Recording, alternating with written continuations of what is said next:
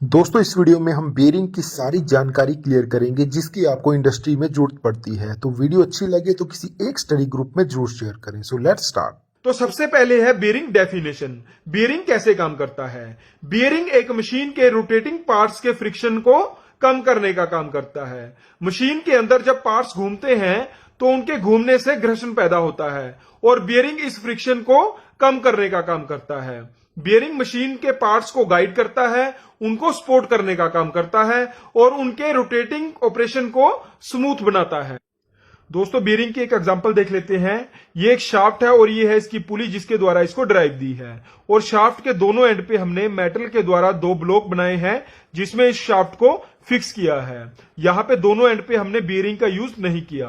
तो जब हम शाफ्ट को रोटेट करेंगे तो शाफ्ट रोटेट तो होगी मगर दोनों तरफ फ्रिक्शन ज्यादा प्रोड्यूस होगा और इस फ्रिक्शन प्रोड्यूस होने से मोटर ज्यादा लोड लेगी और ये जो ऑपरेशन होगा ये नॉइसी होगा।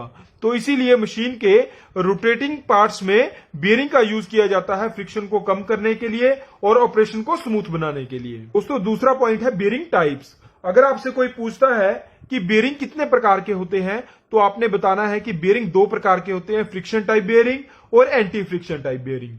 फ्रिक्शन टाइप बेरिंग वो होते हैं जिनके बीच में रोटेटिंग एलिमेंट्स का यूज नहीं किया जाता। ये जो आप देख रहे हैं यहाँ पे बॉल है, इनको रोटेटिंग एलिमेंट्स बोलते हैं। तो जिन बेरिंग में रोटेटिंग एलिमेंट्स का यूज नहीं किया जाता उनको हम फ्रिक्शन टाइप बेरिंग बोलते हैं और ये जो बेरिंग होते हैं ये ज्यादा फ्रिक्शन प्रोड्यूस करते हैं। इसकी एग्जांपल है बुश बेरिंग। उसके बाद है anti friction type bearing. Anti friction type bearing वो होते हैं जिनमें रोटेटिंग एलिमेंट्स का यूज किया जाता है, यानी बॉल और रोलर का यूज किया जाता है, तो वो होते हैं anti friction type bearing. Anti friction type bearing जो होते हैं वो फ्रिक्शन कम प्रोड्यूस करते हैं और ये जो आप बेरिंग देख रहे हैं ये एक एंटी फ्रिक्शन टाइप बेरिंग है। नंबर 3 पे है पार्ट्स ऑफ बेरिंग। बेरिंग का ये जो आप आउटर हिस्सा देख रहे हैं इसको बोलते हैं आउटर रेस और ये जो आउटर रेस होती है ये किसी बोर में फिक्स की जाती है और ये बेरिंग के साथ में रोटेट नहीं करती, ये एक फिक्स पार्ट है। और ये जो इनर रेस होती है, ये जो आप अंदर का हिस्सा देख रहे हैं ये वाला, इसको बोलते हैं इनर रेस और इसके बीच में यहाँ पे शाफ्ट फिक्स होती है और ये जो इनर रेस होती है ये बेरिंग के साथ में रोटेट करती है। और ये जो आप देख रहे हैं इसको बोलते हैं बेरिंग की केज। केज का काम होता है बेरिंग के बॉल के अंदर की जो एक गैप होता है उसको मेंटेन करने का काम करती है, उसको संभालने का काम करती है। और इसके केज के अंदर होती है बेरिंग की बॉल्स, जो रोटेटिंग बॉल्स होती है जिनको हम रोटेटिंग एलिमेंट्स बोलते हैं, वो इस केज के अंदर होती है। तो ये चार पार्ट्स हैं बेरिंग के, outer race, inner race, bearing की केज और बेरिंग की जो रोटेटिंग एलिमेंट्स। नंबर 4 पे है बेरिंग इंटरनल क्लियरेंस। बेरिंग की क्लियरेंस दो प्रकार की है, रेडियल और एक्सियल।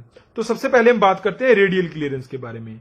ये जो बेरिंग की बॉल के बीच में यहां पे आप ये जो गैप देख रहे हैं, ये जो गैप है, ये दोनों तरफ बॉल के जो गैप है इसको बोलते हैं रेडियल क्लियरेंस। तो अगर हम बेरिंग में देखेंगे तो बेरिंग के इनर को हमने यहां से ऐसे पकड़ना है। तो अगर हम इसको ऊपर नीचे करेंगे, ऐसे ऊपर नीचे करेंगे तो जो हमको क्लियरेंस महसूस हो रही है वो इसकी रेडियल क्लियरेंस है, यानी ये जो ऊपर नीचे की क्लियरेंस होती है उसको रेडियल क्लियरेंस बोलते हैं। इसके बाद है एक्सियल क्लियरेंस। एक्सियल क्लियरेंस वो होती है अगर हम इसके इनर को ऐसे पकड़ते हैं और इसको ऐसे इधर उधर मूव करते हैं तो जो क्लियरेंस हमको महसूस हो रही है वो इसकी एक्सियल क्लियरेंस है। बेरिंग की इंटरनल क्लियरेंस को बेरिंग के ऊपर C1, C2, C3, C4, C5 से इंडिकेट किया जाता है। दोस्तों बेरिंग की बाकी के पॉइंट्स हम नेक्स्ट वीडियो में डिस्कस करेंगे। तो ऐसे ही वीडियोस देखने के लिए आप हमारे फेसबुक पेज मैकेनिकल ज्ञान को फॉलो कर लें। Thanks for watching.